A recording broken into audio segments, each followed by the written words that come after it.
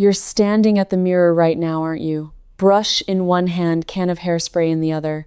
Teasing at the crown, spraying it stiff, patting it down, hoping today it finally looks fuller. I did that same dance every single morning for years, and I want you to stop. Because the very thing you were taught to do to make thin hair look thicker is the exact thing making it look thinner, older, and more sparse than it actually is. I know how that sounds. I didn't believe it either. Not until I dug into where these hair rules came from and found out most of them were never about looking good. They were about selling you something, or keeping you easy to manage, or making you fade politely into the background. And the styling habits you trust most are aging you by 10 years, maybe more. I found the proof in an old salon training practice from the 1950s, a hair science finding about light and scalp, and one colorist principle almost nobody says out loud. By the time I'm done, you'll see your own hair completely differently. And here's the part I need you to hear before anything else. You will not need to buy one new product, cut it all off, or spend a dime. Everything I'm about to hand you works with the hair on your head this very morning. I remember the moment it hit me. I was sitting in a salon chair, the kind with the cracked vinyl arms, and a stylist barely out of her 20s leaned over me and said, so gently it stung, "We'll just take some length off. It'll be easier at your age." Easier for who? I smiled and said fine, like I always did. I went home shorter, curlier, stiffer, and older. That was the day I started asking questions instead of just obeying. So let me hand you what I found. Not opinions, the buried stuff. Let's start with the curl. The tight, tidy, sprayed into place curl that so many of us were pushed toward the second we crossed a certain age. You know the look, the wash and set. The perm every 6 weeks. The little cap of curls that's supposed to be low maintenance and flattering for mature hair. I believe that was simply what older women's hair was supposed to look like. I thought the curl added body. I thought it hid the thinning. It does the opposite. And once you understand why, you can never unsee it. Here's the truth about thin hair and curl. When hair is fine or sparse, every tight curl creates a gap. Curl pulls strands up and away from each other, and in those gaps, your scalp shows through. The tighter the curl, the more separation, the more scalp. So the very style sold to us as the fix for thinning is a style that puts your thinning on display. Under any overhead light, your kitchen, the grocery store, the church hall, those little curls cast tiny shadows and reveal every bit of bare scalp between them. You end up looking like you have far less hair than you actually do. Now, where did this curl obsession even come from? Because it wasn't an accident. Go back to the 1950s and 1960s, when the neighborhood beauty salon was the center of a woman's grooming life. The whole business model ran on the weekly appointment. You came in, you got washed, you got set in rollers, you sat under the dryer, and you paid. Then you protected that set for a whole week, sleeping on it, wrapping it, not washing it until you came back and paid again. The permanent wave was the golden goose of that world, because a perm locked you into a cycle of returning every few weeks for a touch-up. The industry didn't push tight curls on older women because tight curls flattered thin hair. They pushed them because that set held longer on fragile hair and kept the appointment book full. Easy to manage meant easy for the salon to keep you coming back. That phrase you've heard your whole life, low maintenance, age appropriate, sensible for your hair, a lot of it traces straight back to a business that needed your standing weekly booking more than it needed you to look your best. I'm not saying every stylist meant harm. Most inherited the same rules and never questioned them, exactly like we didn't. But the origin matters. Because once you know a rule was built to sell rather than to flatter, you're free to break it. So what do you do instead? You don't need to fight your natural texture, and you don't need a chemical straightening either. You just want to loosen and soften. Trade the tight curl for a soft bend, a loose wave, or even a smooth finish with the ends turned under. When strands lie closer together instead of springing apart, they overlap. Overlapping strands cover scalp. Coverage reads as density. It's that simple. A soft, low wave will always look thicker than a tight curl on fine hair because the hair is doing what thin hair needs most, staying together, not separating. If you set your hair, use bigger rollers and fewer of them. If you use a curling iron, use a wider barrel and only bend the hair rather than coiling it. And if your hair is naturally curly, you're not the enemy here. The goal is to keep curls grouped and defined rather than frizzed and separated, because clumped curls cover scalp while frizzy separated ones expose it. And that change alone can take years off.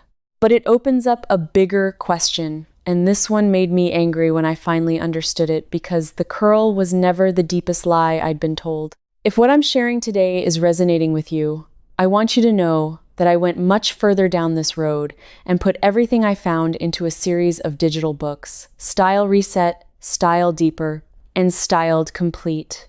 They're the place where I laid out every buried principle in full, with nothing rushed and nothing left out, because some of this material simply needs more space than a video can hold. You can find all the details in the description below, and if you've ever felt like you were given someone else's rules to live by, I think you'll feel right at home inside those pages. Now, let's talk about the deepest lie, the one about length, because this is where the story gets even more personal. The deepest one was about length. You've heard it. I heard it for decades. Women over a certain age should cut their hair short. It gets repeated like a law of nature. Short is younger, short is neater. Long hair drags your face down and makes you look like you're clinging to your youth. I cut mine short again and again. Always a little shorter, always trusting that shorter was the mature, tasteful, correct choice. And every time I felt smaller afterward, like I'd trimmed off a piece of myself along with the length. So I went looking for where this rule started. Who decided long hair had an expiration date? What I found is that this rule is barely 100 years old, and for most of human history, the exact opposite was true. Long hair on a mature woman was a sign of status, health, and dignity. Women grew their hair for a lifetime and wore it up, pinned and coiled, as a mark of adulthood and respect. Cutting it off was the shocking, rebellious act, not keeping it long. The short hair for older women idea really took hold in the 20th century, and it braided together with the same salon economy, and later with a youth-obsessed marketing machine that decided older women were a problem to be tidied away. Short hair on older women got framed as sensible and dignified, but read between the lines, and what it often meant was invisible, contained, not drawing attention. A whole generation of us was quietly styled to disappear, and we were told it was for our own good. Now here's where I have to be honest with you, because I'm not going to swing the other way and tell you everyone over 60 must grow their hair to their waist. That's just trading one rule for another. The truth is more useful than that, and it's this: length was never really the problem. Weight was. Let me explain, because this is the part almost nobody gets right. When fine hair is cut short and then heavily layered, which is what most stylists do the moment they hear thin hair, they layer it to add movement. The layering slices the hair into thinner and thinner sections. Each layer removes bulk. On thick hair, that's welcome. On thin hair, it's a disaster. You're taking hair that's already sparse and thinning it further until the ends look wispy, see-through, and stringy. That stringy, feathery, faded-out edge is one of the single most aging things that can happen to hair, because it mimics the exact thinning we're trying to hide. The fix isn't necessarily length. The fix is a blunt line. When hair is cut with a strong, blunt edge, whether that's at the chin, the collarbone, or the shoulder, all of the hair arrives at the bottom at the same point. That gathers the density. The ends look full, solid, and intentional instead of thin and trailing off. A blunt bob at the jaw can look twice as thick as a layered shortcut, using the exact same amount of hair.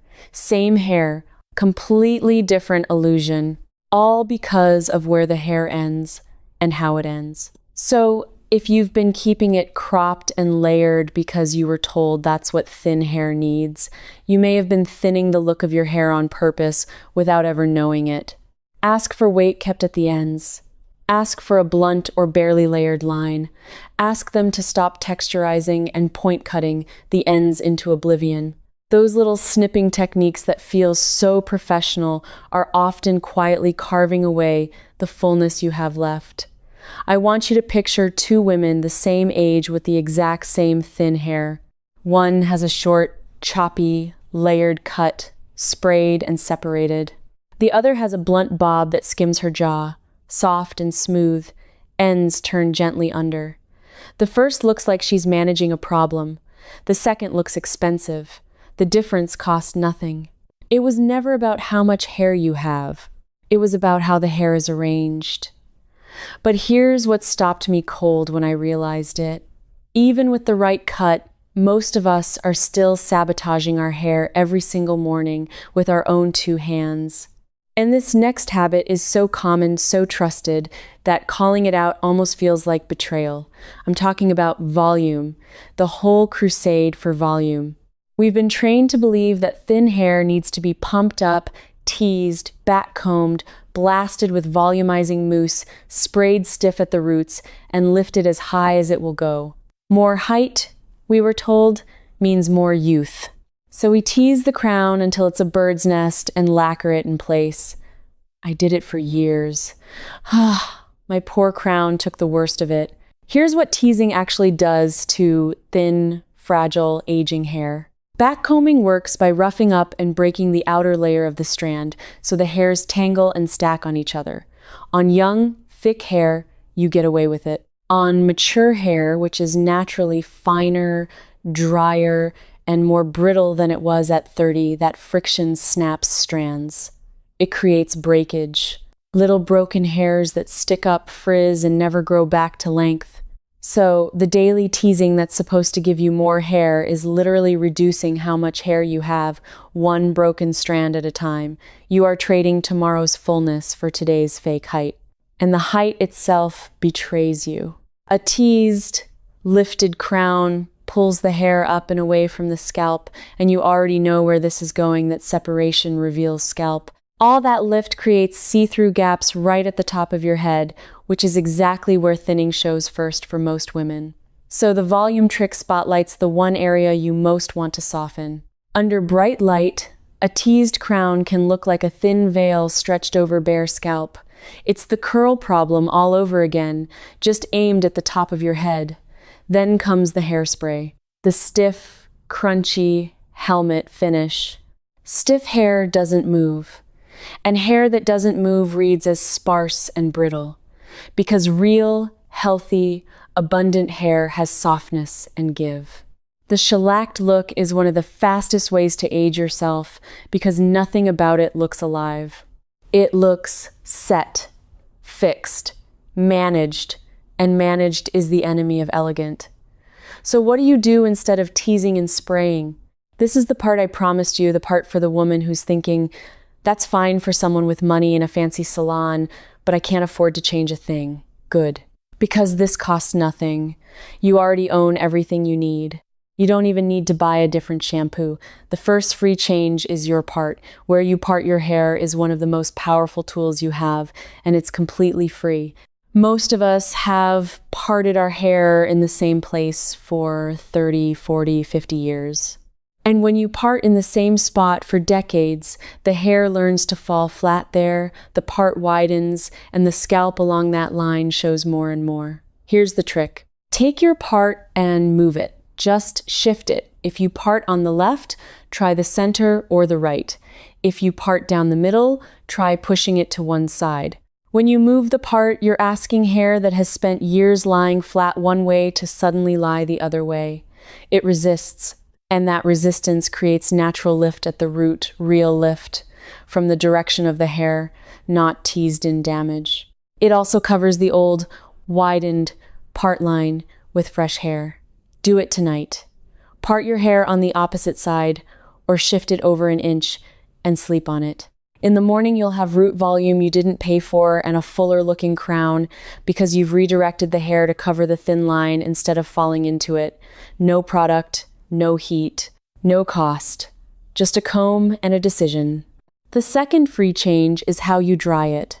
Instead of drying your hair with your head upright and the airflow pushing everything down and flat, flip your head over and dry the roots upside down, aiming the air at the scalp. Gravity does the lifting for you. When you flip back up, the roots stand away from the scalp on their own again. Real volume from direction, not from breakage. If you don't blow dry at all, you can rough dry the roots with a towel by flipping your head down and gently scrunching at the scalp, then letting it air dry. Free. Uses nothing but the towel you already own. And the third free change is to stop touching it. I mean it. Thin, fine hair collects oil from your hands and your scalp faster than thick hair. And oil is what makes hair clump, separate into strings, and lie flat against the head, revealing scalp. Every time you run your fingers through it, pat it, fuss with it, you're pressing it flatter and greasing it down. Hands off, let it sit where it falls. You'll be shocked how much fuller hair looks the moment you stop handling it all day long. Those three things moving your part, drying upside down, and keeping your hands off cost nothing, need nothing new, and can add visible fullness by tomorrow morning. That's the floor. That's what you can do before you've spent a single dollar. But there's one more layer, and this is the one that changes everything. Because even a perfect cut, a soft wave, a redirected part, none of it reaches its full power if you're getting this last thing wrong. And most women over 60 are getting it very, very wrong because it's the one piece of advice that got the exact opposite of the truth passed down. This is the secret I promised you at the start. And I saved it for last because it's the most powerful thing I found. It's about color, specifically the color of your hair against the color of your scalp. Here's the rule most of us absorbed. Cover the gray and go dark to look youthful and polished. Dark hair, we were told, looks rich and full and healthy. So generations of us have been dyeing our thinning hair a deep, solid, all-over brown or black, often with a cool, ashy tone, thinking we were making it look thicker and younger. I did it. I dyed mine dark for years, convinced the darker it was, the fuller it looked. It's backward. And once a colorist explained the actual principle to me, I couldn't believe how obvious it was. Here is the buried truth, the one that runs through professional color work but almost never reaches us. The greater the contrast between your hair color and your scalp color, the more visible your thinning becomes. Think about it. Your scalp is pale, pinkish, or light. When you put dark hair over a pale scalp, every gap, every part line, every sparse patch shows up as a sharp contrast, dark hair against light skin, like ink dots on white paper. The darker and more solid your hair, the more that pale scalp screams through wherever the hair is thin. You've turned your thinning into a high contrast spotlight. Now flip it. When your hair color sits closer to your scalp color, lighter, softer, warmer, the contrast drops, the gaps blur.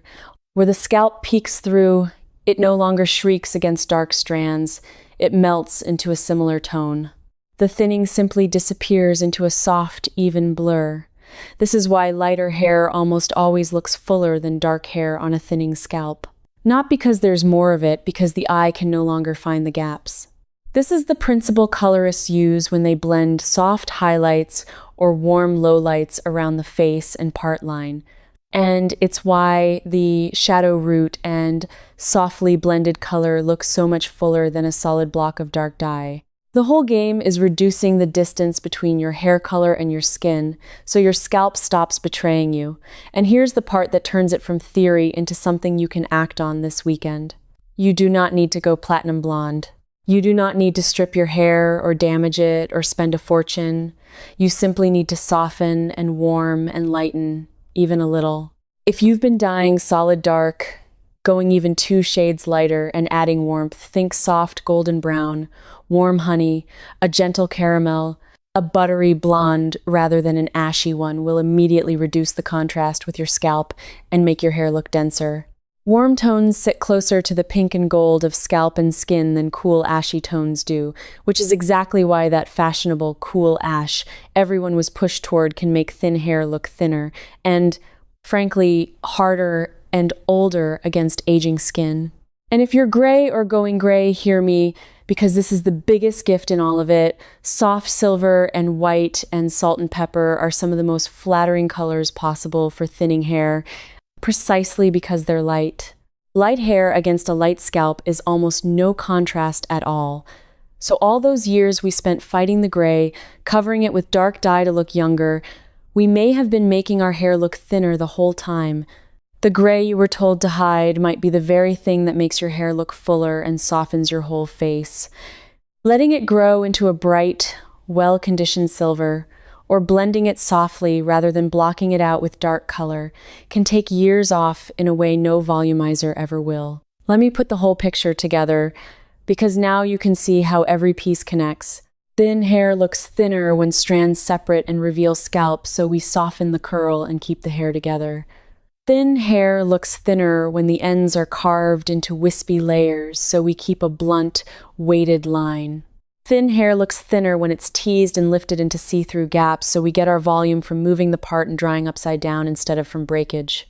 And thin hair looks thinner when dark. Solid color turns every gap into a high-contrast spotlight, so we lighten, warm, and soften the color until the scalp stops showing through. Every single one of these is about the same thing. Reducing the contrast and the gaps that reveal how much hair you don't have, so the eye sees how much hair you do have. Not one of them requires more hair. Not one of them requires youth. And barely any of them require money. I think about that stylist leaning over my chair, telling me shorter would be easier at my age. She wasn't cruel. She was just repeating what she'd been handed, the same way I'd repeated it to myself for decades. Easier. Sensible.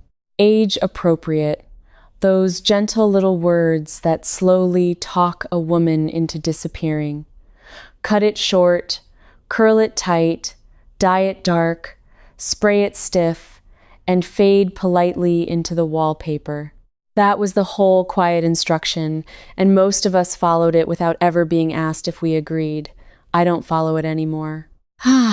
My hair is softer now, lighter, with a blunt edge that swings when I turn my head, parted on the side it never used to go, and I stop touching it 100 times a day. It's the same amount of hair I had when I was hiding it under curls and dark dye and hairspray. It just looks like so much more, because I finally stopped arranging it to reveal exactly what I was trying to conceal. You didn't lose your beautiful hair. You were taught to style it in a way that hides it and ages it by rules that were built to sell you a standing appointment and keep you quiet in the back of the room. And now you know the rules were wrong. You can take back every one of those years the mirror kept adding on. You're the kind of woman who was never actually meant to fade into the background. You just got handed a set of instructions written by people who were more comfortable when you did. And the moment you stop obeying them, you don't look like you're chasing your youth. You look like you never agreed to hand it over. So tell me, which one of these were you taught to follow the tight perm, the short choppy layers, the teased crown, or the dark all-over dye? Tell me which rule you obeyed the longest, because I promise you're not the only one, and I read every single comment. Write it down below, even just one word, and tell me where you're watching from. I love knowing who's out there breaking these rules with me. Some of you have been sitting in that salon chair saying fine for 40 years, and I want to hear the moment you stopped. And if this cracked something open for you, stay with me, because this isn't one video, it's a whole reckoning with every rule that was ever used to make us feel invisible. We're a group of women taking it all back, one buried truth at a time, and I don't want you to miss what comes next. Next time, I'm exposing the one thing you were told to stop wearing after 60 that actually takes 10 years off your face the instant you put it back on, and it's probably already hanging in your closet. Come find out what it is. I'll be right here waiting for you, with the next thing they hoped you'd never learn. Before you go, let me leave you with the smallest, simplest version of everything, so you never forget it. Stand in front of your mirror tomorrow morning in the same overhead light where your hair always looks thinnest, and ask yourself one question about everything you're about to do to it. Am I bringing the hair together, or am I pushing it apart? That's the whole secret in a single sentence. Every tight curl, every tease, every wispy layer, every gap pushes it apart and shows your scalp. Every soft wave, every blunt edge, every redirected part, every lighter, warmer tone brings it together and covers what you'd rather not show. Bring it together. That's it. That's the truth that dark dye and tight perms and cans of hairspray buried for the better part of a century. It costs nothing. It's yours now, and no one can ever sell it back to you again. I spent too many years believing my best hair was behind me, that thin meant finished, that all I could do was manage the decline and keep it tidy. It wasn't true. It was never true. It was a story, and stories can be rewritten the very next morning. So rewrite yours. Move the part tonight. Flip your head and dry the roots up. Keep your hands out of it. And the next time you sit in that chair, ask for a blunt edge and a warmer, softer color, and watch that young stylist's face when the woman who used to say, "Fine, whatever's easiest," suddenly knows exactly what she wants. Because that's who you are now. A woman who did the digging, learned the truth, and absolutely refuses to be told her best looks are behind her. They're not behind you. They were just buried under somebody else's rules. And you just dug them back up. If you're still with me, you're exactly who I made this for. This video gave you the overview, but inside my membership, I walk you through the volume restoring styling method, step by step, picking up right where we stopped. When you have a question, ask me directly. I answer you myself, no bot. You belong with the elegant women already inside the timeless elegance circle. Just point your phone's camera at the code and cancel anytime. If this helped you feel a little more confident, please subscribe and stay with me. I have more simple tips right here to help your hair look fuller and younger.